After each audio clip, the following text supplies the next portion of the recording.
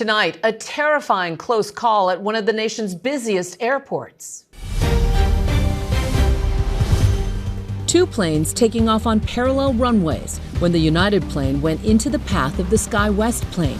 The SkyWest pilot veering away, the two planes just seconds from colliding. Tonight, 45 million people on alert. Dangerous and deadly storms from Florida to the Carolinas to the Northeast. A confirmed EF2 tornado with 115-mile-an-hour winds. President Trump says goodbye to Elon Musk, whose time as a special government employee comes to an end. Musk promising the Doge's cost-saving work will continue to grow. The major ruling by the Supreme Court and what it means for 500,000 migrants from 4 countries. A seemingly happy couple suddenly killed, and a clue on social media helped lead authorities to someone closer to the couple than anyone could have imagined. It's a special preview of tonight's 2020. She wasn't answering her phone. A co-worker had decided to go over to the house and make sure she was okay. When he looked in the garage, both of the Haldersons' cars were there. Tonight, the major news involving Taylor Swift, the superstar emotional after she revealed what she now controls. And this AANHPI month, our inside and rare look at the beautiful ancient tradition in Japan, Kabuki Theater.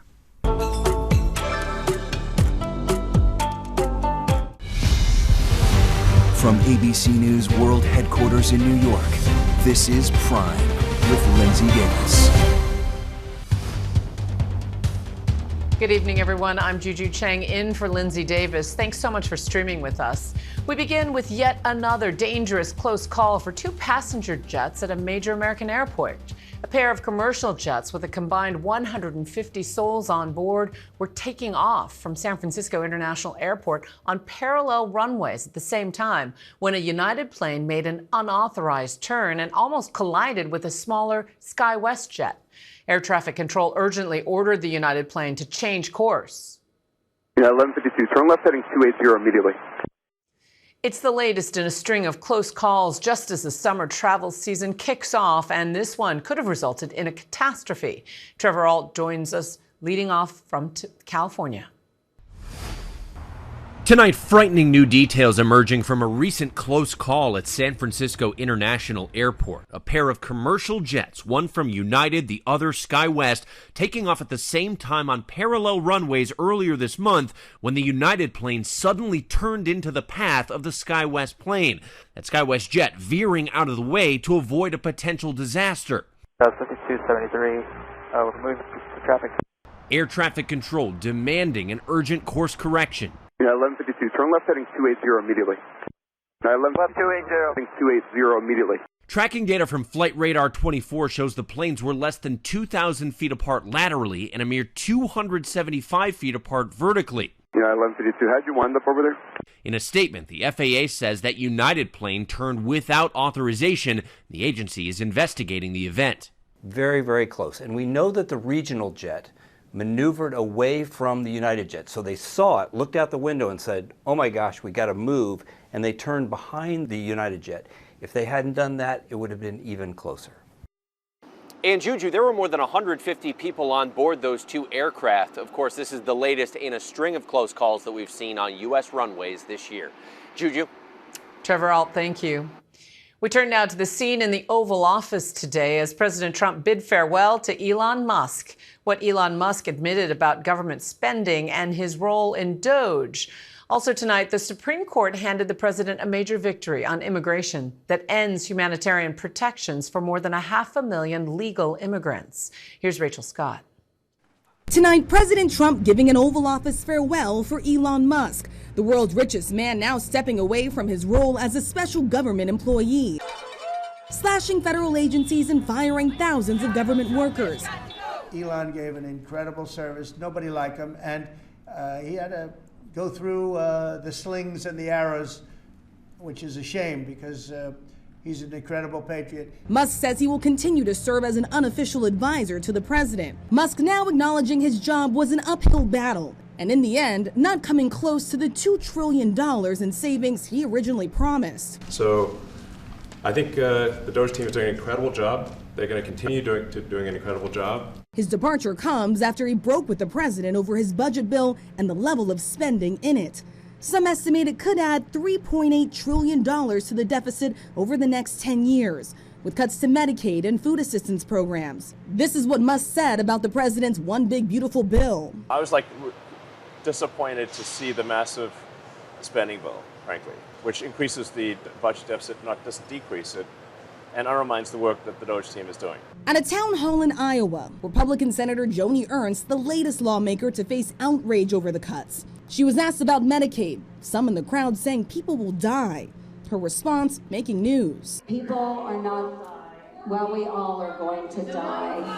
So, for heaven's sakes. On immigration tonight, the Supreme Court giving the president a win. Today ruling the administration can end protections for more than 500,000 immigrants from Cuba, Haiti, Nicaragua, and Venezuela, at least for now.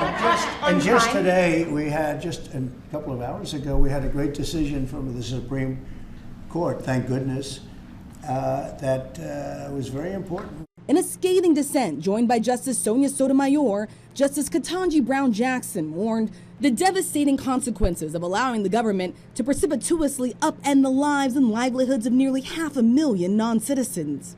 And tonight, after a string of controversial pardons, President Trump was asked whether he would consider a pardon for Sean Diddy Combs, now on trial for sex trafficking and racketeering. I haven't spoken to him in years. He used to really like me a lot, but I think when I ran for politics, he sort of, that relationship busted up from what I read. I would certainly look at the facts. If I think somebody was mistreated, whether they like me or don't like me, it wouldn't have any impact on me. And Rachel Scott joins us now. Rachel, tell us more about what the president announced there in Pittsburgh. Well, the president was here in Pittsburgh, Pennsylvania, touting this new partnership with U.S. Steel and the Japanese company Nippon that he says is really going to drive up manufacturing jobs here in this critical state. But on the stage just moments ago, the president also announced that he's now going to be doubling tariffs on steel, raising them from 25 to 50%. And Juju, I want to go back to the Oval Office today because there was that moment in the room when Elon Musk was asked about his black eye. He says that he was horsing around with his 5-year-old son when he told him to go ahead and punch him in the face. And so his son did. Juju? That's father-son parenting. Rachel Scott, thank you. Now we want to take a closer look at that Supreme Court decision ending protections for more than 500,000 immigrants granted legal entry under the Biden administration. For that, we're joined by two leaders of the affected communities. Guerline Joseph is executive director and founder of the Haitian Bridge Alliance, and Adelise Farrow is executive director and co-founder of the Venezuelan American Caucus. Thank you both for joining us. Thank you. Thank you for having me. Adelise, what are you hearing from the people directly affected by today's decision? Wow. First of all, thank you so much for the invitation. It is is despair. The feeling is beyond anything that we can actually explain. We are talking about desperation. We are talking about the uncertainty that they are living in right now. We are talking about people that are having panic attacks, anxiety attacks, mental breakdowns. We have been spending a couple of hours before this interview trying to find some psychiatrists pro bono to treat some specific people that we were able to have messages in our social media and it is really something that is unfathomable to think about why they are doing this, why they are attacking people that entered the country legally, why to destroy everything that has been done the right way. Understood. Now, Guerline, the people who had protection under this program, to be clear, are documented to work legally, and they have family or other sponsors living here. Describe the ripple effect that this is likely going to have on families, on communities, on companies. For having us. And the reality is we have a group of people who have followed every rules that were put in front of them. and they came here, continued to be reunited with their families, with sponsors that applied for them. And what really to address the narrative of people being here and what it means and who they are. And really understanding that what happened today is literally delegalizing the people who are here legally, pulling the rug under them. Their children are afraid to go to school. They are traumatized, they are terrorized, and we are seeing major damage within the community. And the reality is this is not just immigrants, these are also American citizens who sponsored them and welcomed them with dignity and compassion into their communities, into their lives, into their homes. And this is impacting more than the 500,000 people, but it is really impacting the core of many Americans. And Edelise, let me turn back to you. Just a week ago, Secretary of State Marco Rubio met with leaders of the Venezuelan opposition and expressed the administration's support for the struggle to return democracy to Venezuela. How does that message square with this move to deport those seeking refuge from the Maduro regime? It just doesn't. It doesn't. You cannot tell that there's a cruel and criminal dictatorship back in Venezuela, and in the other hand, you are pretending to return as many Venezuelans as possible to the same regime that they have been escaping from. It is absolutely nonsense. Now, Gurleen, just to be clear, Cuba, Venezuela, Haiti, Nicaragua, those are the countries that are affected with the migrants who have this protected status. But what message does this send to those hoping to enter the U.S. legally from all countries? The message is a message of harm and a message of really, we are not going to respect your rights. And in addition to the CHNV, we also are plaintiff on the case for people who fled Ukraine, people who are from Afghanistan, military members who are waiting to be reunited with their relatives. So in addition to the CHNV program, we are also really seeking relief for other humanitarian parole programs for countries like Ukraine, Afghanistan, and others. So really understanding what is happening, it is more than just immigration. It is delegalizing the people who have legal status, but an attack of the very core of who we are as a country, who we are as really trying to do the right thing. And we know that we're talking about hundreds of thousands of people whose lives hang in the balance as this case returns now to the First U.S. Circuit Court of Appeals. This legal battle will continue. Gurleen Joseph, and Adelise Farrow, thank you both for joining us. Appreciate it. Thank you. Now to the sex trafficking trial of Sean Diddy Combs. In New York City today, the jury heard searing new testimony from the hip-hop mogul's former assistant, who claims Combs repeatedly sexually assaulted her. Aaron Katersky is at the courthouse. After his one-time assistant testified Sean Combs sexually assaulted her, the defense today confronting the woman known by the pseudonym Mia with dozens of her emphatic Instagram posts calling Combs a legend, her mentor, and an inspiration. That's the person who has traumatized you, defense attorney Brian Steele asked. Why would you promote the person who has stolen your happiness? It was a very confusing cycle of ups and downs, Mia testified. I was young and manipulated and eager to survive. Combs denies sexually assaulting anyone, but Mia testified it happened more than once. Federal prosecutors say Combs subjected Mia to forced labor, including sex, as part of the criminal enterprise they accuse him of running, which he also denies. Mia called working for Combs chaotic, toxic, and terrifying. But the jury today saw a text she wrote after losing her job. I'm going to kill myself. My life is over. The defense asked, isn't this great? You're away from your abuser. In hindsight, fantastic, but at the time, the worst thing ever, Mia answered. This was the only world I knew for 24 hours a day for 8 years. Our thanks to Aaron Katersky. Tonight, 45 million people are under a tornado or severe weather watch as dangerous storms are making their way from Florida to the Carolinas and into the Northeast. At this hour, there is a tornado watch up the East Coast from North Carolina to New Jersey, including Washington, D.C. and Philly. Already, a confirmed EF2 tornado slammed Kentucky with 115-mile-an-hour winds, killing one person and destroying homes. ABC's Stephanie Ramos is tracking the damage so far.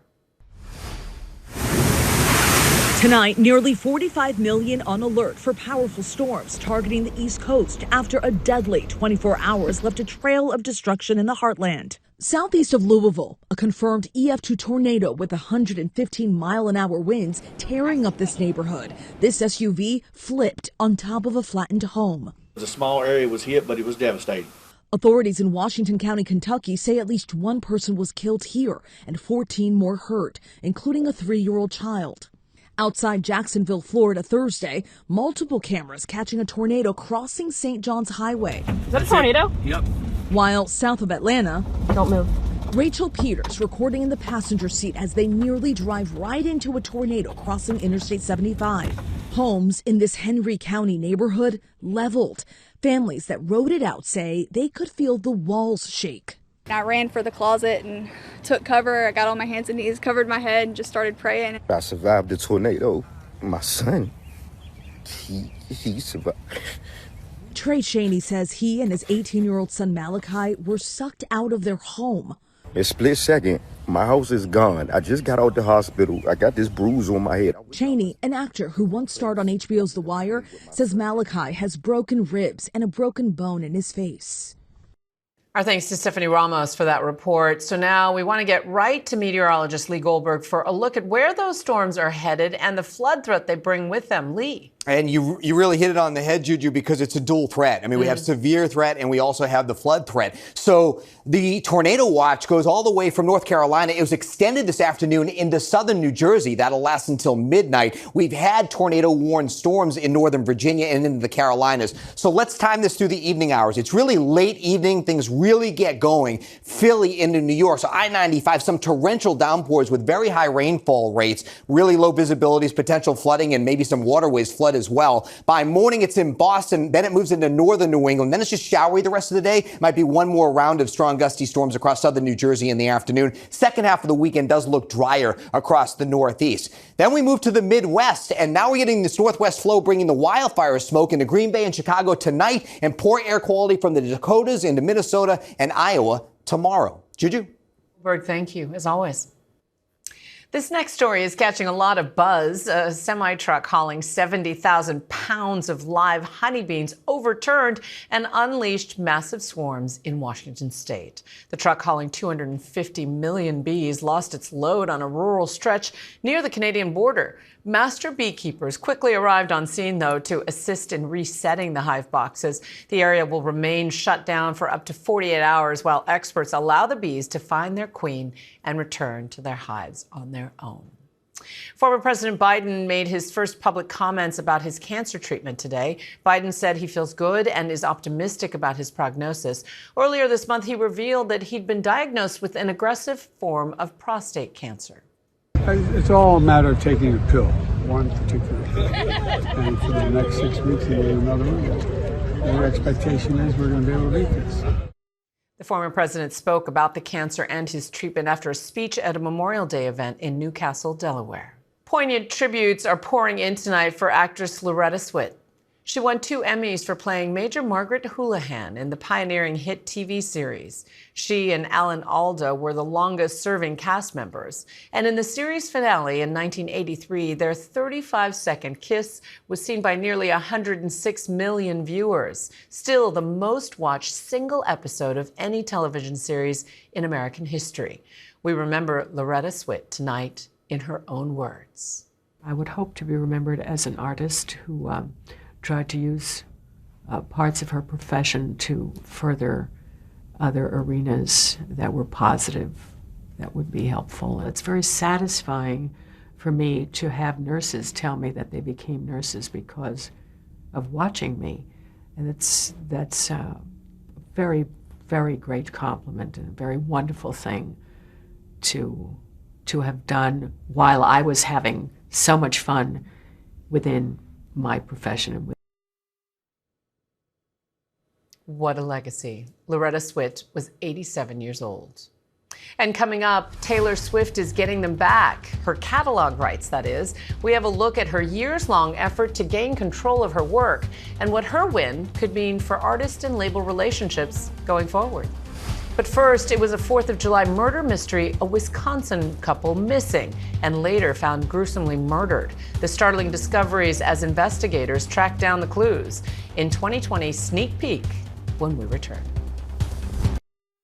A seemingly happy couple was living in Windsor, Wisconsin with a beautiful home and 2 grown sons. But then they suddenly went missing over a 4th of July holiday weekend. Authorities eventually found them murdered and dismembered in various locations. As law enforcement zeroed in on a suspect, a clue on social media helped lead them to someone closer to the couple than anyone could have imagined. Here's a sneak peek at tonight's all-new 2020 Roadmap to Murder from ABC News contributor and ESPN analyst Ryan Smith.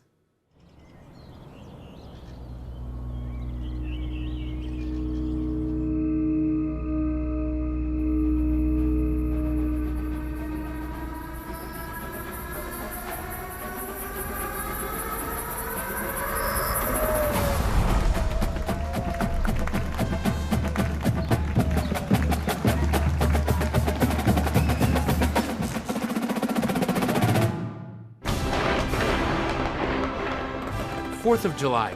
It's a day when people come together to celebrate our independence and the spirit of America. And that's what you'll see in Madison, Wisconsin.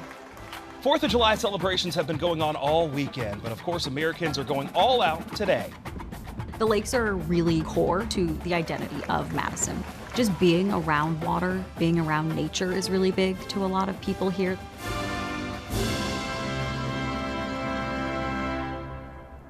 Madison is Wisconsin's gorgeous capital city. Built on a strip of land connecting Lakes Monona and Mendota, generations of families have come here to lay roots. But as residents of a small town just north of here would come to know, secrets, lies, and betrayal don't stop at these shores.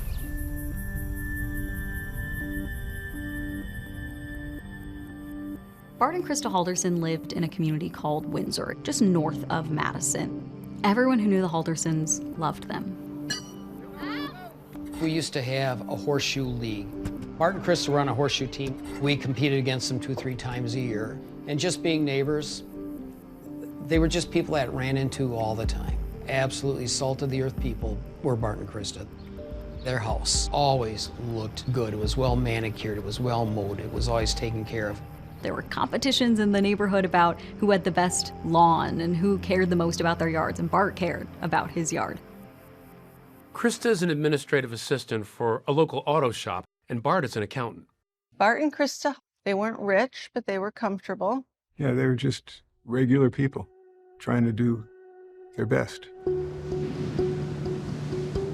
She was the youngest cousin, bright red hair. She was the baby of the family. Barbie Townsend grew up in Southern California, but would often visit her younger cousin Krista at the family's rustic cabin in northern Wisconsin. Krista was fun, energetic, creative. She just was very exuberant, very outgoing. Happy person, it sounds Very like. happy, yeah. Loved her lot in life. I know you got to know Bart a little bit later, but what was he like? I was happy for her that she found her person, and they were a really good team. They complemented each other. Definitely, definitely. You know, he would have his strengths and she would have her strengths, but they always worked together. Barbie told me that nothing matters more to Krista and Bart than their 2 sons, Mitchell and Chandler. They poured themselves into their children. They did family nights, game nights. They would cook dinner, barbecue together. In spring 2021, Krista had sent a picture of them all standing together. She was so proud of them. Mitchell had been with his girlfriend at that time about 7 years, and Chandler had been with Kat maybe 2 years, on and off. Mitchell, the oldest, works in IT, and he lives with his fiancée, not far from his parents' home. And Chandler, an Eagle Scout, is a young man on the rise. He's working part-time for an insurance company, living at home while finishing his college degree. And that's not all. Chandler had told his family about this great job opportunity he had been given with SpaceX. He would move to Florida, and actually he would bring his girlfriend with him. Everything was going well for everyone. I don't know any family who wouldn't want to be in the situation the Haldersons were in. But in June of 2021, the Haldersons' good fortune takes a turn. Their eldest son, Mitchell, was diagnosed with diabetes. And then right after that, Their younger son, Chandler, fell down a flight of stairs at the Haldersons' home. He was taken to the hospital and he was diagnosed with a head injury. In that picture, on Father's Day of 2021, standing next to Bart, he's got the brace on. His neck was injured and was going to affect his ability to walk. He might have a colostomy bag, he couldn't fly, so he couldn't go back to Florida for the job. Like his whole life was going to change because he had this fall. I know once he was in that neck brace, his job situation with SpaceX was kind of pushed on the back burner. It seemed like he would not be able to take the job at SpaceX. He wouldn't be able to help around the house. He wasn't even able to walk properly. And after that, Chandler required help. His mother would assist him going up and down stairs, would bring him meals. Although Krista doted on her sons in their time of need, she rarely missed a day of work. So on Friday morning, July 2nd, when she fails to show up at her job, co-workers are concerned. Krista was one of these people who was always at work, and she always let people know what her plans were. It's a Friday right before the 4th of July holiday, but she hadn't asked off. She hadn't told anyone she wasn't going to be there. It was really unusual for her to not show up for work. She'd never done it before. She wasn't answering her phone. A co-worker decided to go over to the house and make sure she was okay. When he looked in the garage, both of the Haldersons' cars were there. The Haldersons aren't here. Their cars are here. Where are the Haldersons? Now, the Haldersons have a family cabin they love to go to on weekends. And initially, there's some speculation that this is where Bart and Krista are. But none of the neighbors saw them leave. As far as we know, no one saw the Haldersons that day. They told their neighbors when they were going up to the cabin, who they were going to be with, where they were going to be. So for there to be so many unknowns about what happened that weekend was a little unusual. And when Krista fails to make a medical appointment on Monday, it really raises red flags. She was recovering from some skin cancer, and so this was an important appointment for her. Is it like her to just miss that appointment or not tell anybody she wasn't going to make it? No, Chris is not the person that would just not show up. Everyone who knows her says she wouldn't have missed that appointment. She was planning to be there, and then she wasn't. And that's when people really start to get concerned, because no one knows where Bart and Krista are. All of a sudden, my wife comes in the bedroom, she says, the Haldersons are gone. They're missing. My mind went to the bad spot, like, that is not right. It was just kind of disturbing for somebody that I know that well to suddenly be gone. What's going through your mind? Something's really wrong.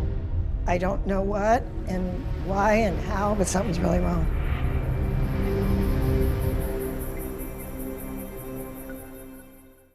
Our thanks to Ryan. And you can watch tonight's 2020 at 9 p.m. Eastern and streaming tomorrow on Hulu. Up next, after a years-long legal battle, Taylor Swift says her greatest dream has come true. The superstar has bought back her entire music catalog. What taking control from record labels means for the entire music industry. And still to come, 2 teenagers were mysteriously found dead in a rural part of Arizona, the campsite now tied to the incident. It's a message Taylor Swift long had for her masters. I'm gonna get you back. And now that the pop superstar has regained control of her catalog after a years-long battle, she can truly say, you belong to me. Tonight, we're taking a look back at that journey by the numbers. The saga began 6 years ago in 2019 when Scooter Braun, a record executive and talent manager, first bought Swift's label, but Big Machine Records, for $300 million. With that purchase came Taylor Swift's first 6 albums, from 2006's self-titled debut to 2017's Reputation. In 2020, the rights to Swift's catalog were then sold to the investment firm Shamrock Capital for $300 million. Those deals had Swift seeing red. She announced plans to re-record those albums, dropping the first re-record, Fearless, Taylor's version, in April 2021. Since then, she has dropped a total of 4 re-recorded albums. And fast forward to today's announcement, Swift now owns all of her original albums, music videos, album art, and more, paying an undisclosed amount for them in a deal with Shamrock. As for the remaining 2 Taylor's version albums, the question remains, is it over now? In a letter on her website, Swift says she has fully re-recorded one of the 2, Debut. Reputation is partially re-recorded. She says the 2 will re-emerge when, quote, the time is right. Now that her masters are fresh out the slammer, could we get news of TS12, a 12th studio album? Well, we don't have access to the manuscript, so only time will tell. Taylor Swift has remained outspoken for years about artist rights, especially the right to own your own work. Her process of re-recording her albums inspired a heightened conversation in the music industry about artist and label relationships and what's really fair. So joining us now to break it all down today is Variety's executive editor of music, Jem Aswad. Jem, you've been following Taylor's battle to control her own art since the very beginning. How do we think we got to this ending with Taylor ultimately buying back all her masters? I mean, to be honest, it seemed kind of inevitable in a lot of ways because she made so much noise about it. And one thing I would like to say about this is that whenever Taylor Swift does something, people are like, oh, she's just doing it for her image. She's just trying to make herself look good. But this has been a boon for most artists, if not all artists, because it has made millions of people aware of the value of owning your own work, because most recording artists don't. And they certainly didn't before 2019, 2020, when this really flared up. And what's happening now is you're seeing more and more and more artists get deals with record labels where if they don't necessarily own their masters, the rights may come back to them after 5 years or 7 years or 12 years or something like that. Whereas before, they would be owned by a record company forever. So that has been a very major change, and she's had a lot to do with it. Yeah, Taylor's been a game changer, and she's already inspired other musicians, other artists to regain control of their catalog, as you say. How do you foresee Taylor buying back her music changing the industry as a whole? I mean, it doesn't really change it. It's put a happy ending on this story. The person who is widely perceived as the villain in all this, Scooter Braun, Justin Bieber and Ariana Grande's former manager, who owned the company that bought her catalog in 2019, he sold it within a year, just a little over a year.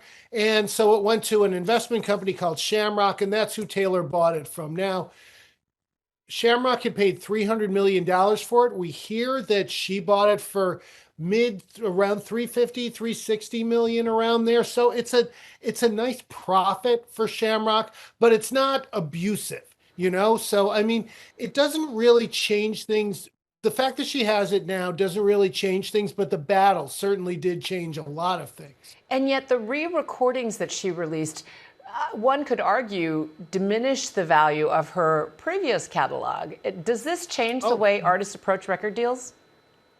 Well, it has certainly given them another weapon, because she enormously devalued the catalog that she just bought by doing these re-recordings. But now that she owns all of it, she can re-release those recordings and they still belong to her, and people can, A/B them and be like, I like Taylor's version better. No, I like the original better. And this way, because she was very good at making fans aware of which version she was going to benefit from the most. Right. Now it's all her. So, and also it's about control to listen to. Right. It's also about control. She gets to control it. Jem Oswald, thank you so much for your insights as always.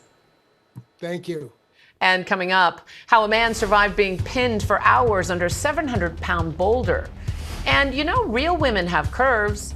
And now that Tony-nominated story about chasing dreams in an immigrant family is on Broadway. Justina Machado joins us in the studio for a look at the empowering new musical adaptation.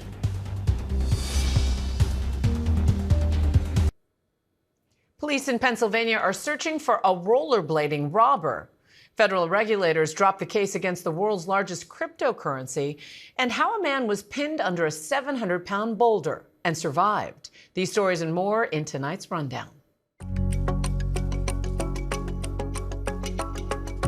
Officials in Pennsylvania are looking for somebody who robbed a gas station on rollerblades. They were seen on surveillance video rollerblading into the Luke Oil in Abington Township near Scranton, demanding money from the employee behind the counter. Police said the person was armed with a handgun and knife and threatened to shoot the employee. The employee was not hurt. The Securities and Exchange Commission dropped its lawsuit against Binance, the world's largest crypto exchange. The lawsuit, which accused Binance of various crimes, including mishandling customer funds, was one of the last remaining crypto enforcement actions under the SEC.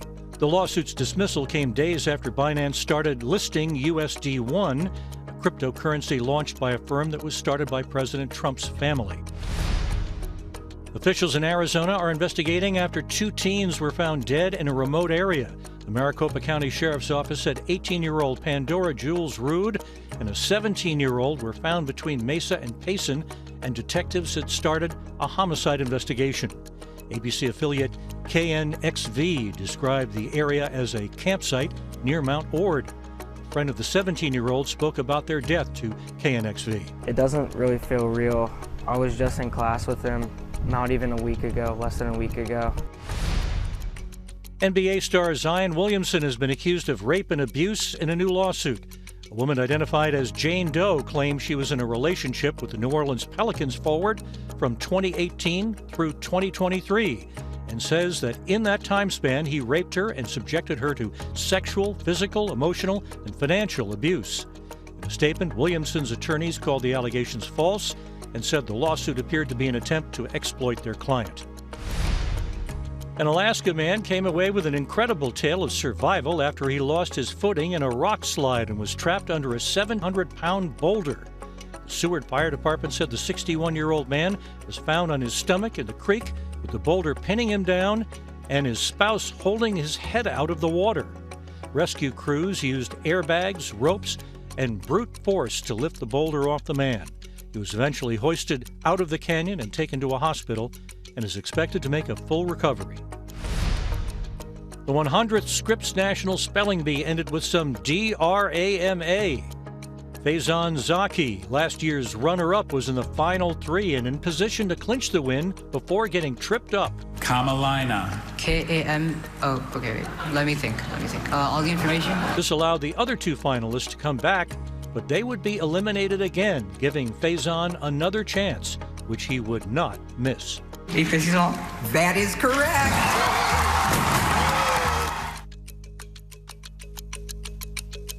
The immigrant experience takes center stage on Broadway in Real Women Have Curves, the musical, based on Josefina Lopez's play that inspired the hit film. The joyful and uplifting musical tells the story of Ana Garcia, a young woman with dreams of flying away from her family's East LA sewing factory as she juggles her own ambitions, her mother Carmen's expectations, and a community of women all trying to make it work against all odds. Let's take a look. I checked the calendar. I'm eating for 2. I'm pregnant.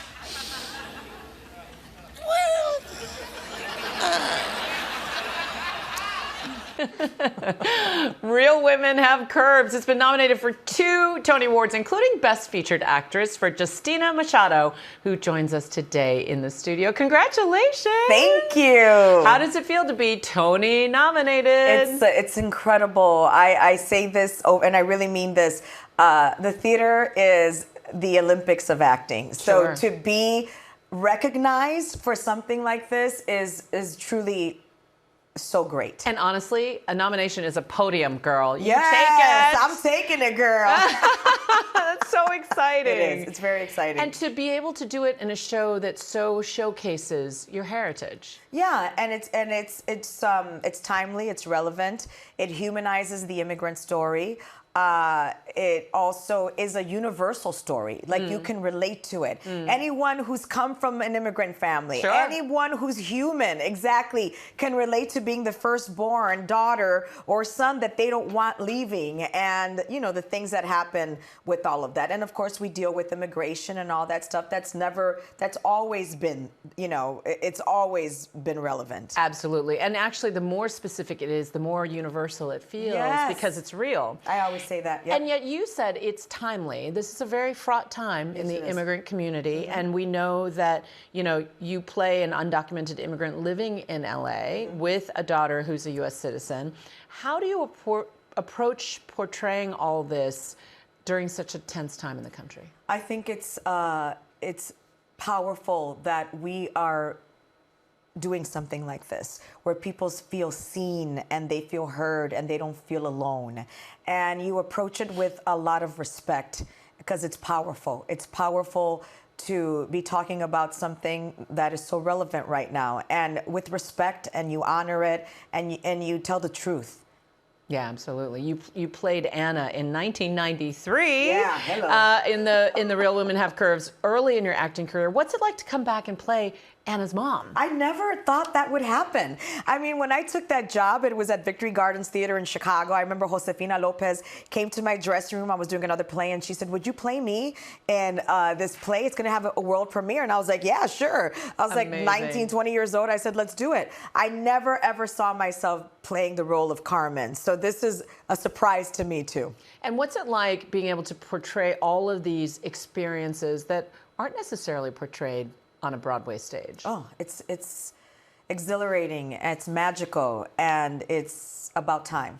It's always time to represent. Absolutely. Represent, we say it all the time, and people that are privileged enough to see themselves all the time don't understand how much representation matters. You and I right here.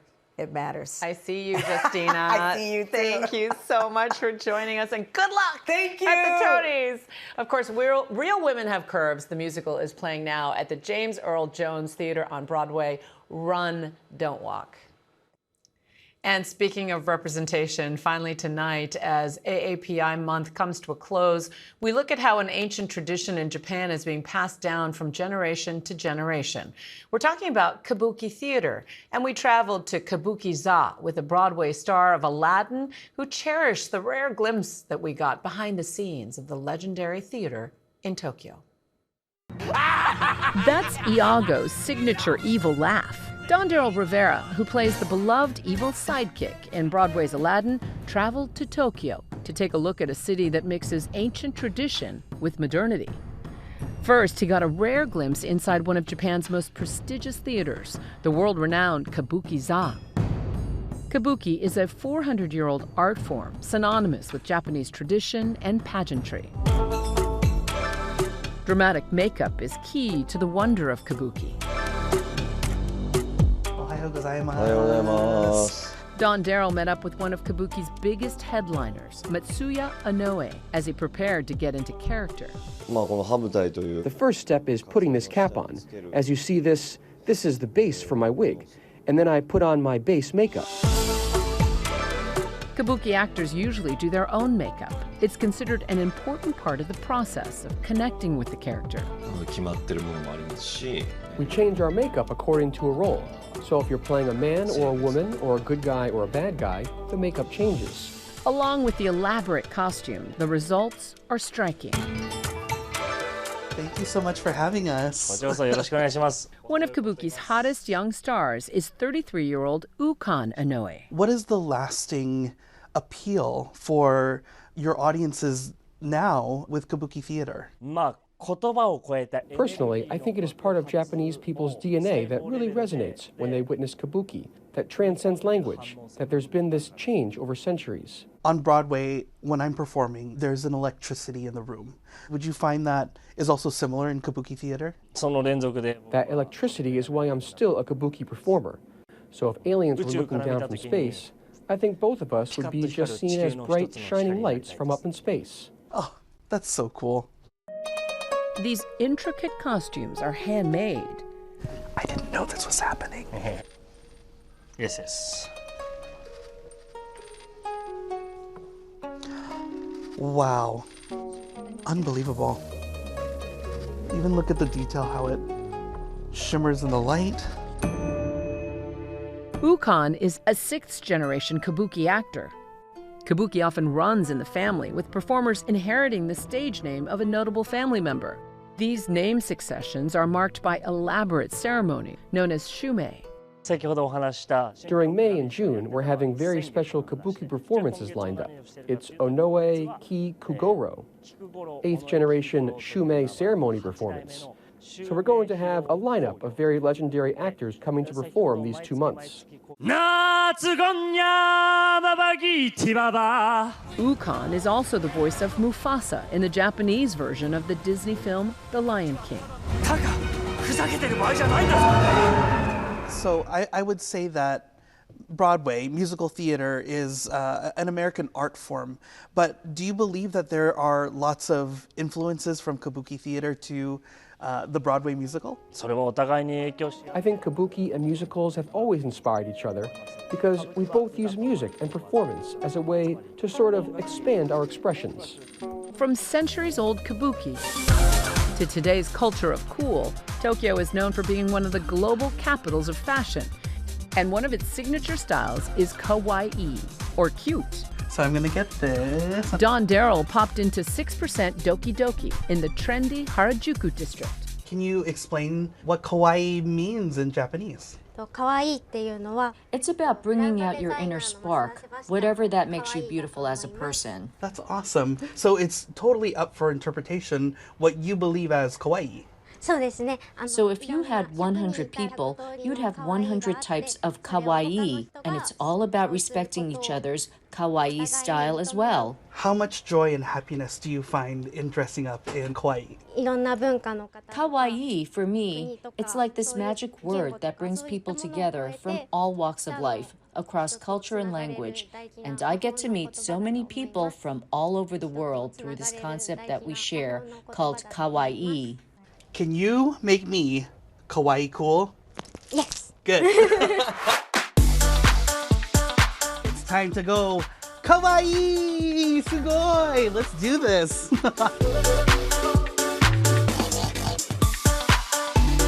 I think we found it. Well, Sasami-san, what do you think?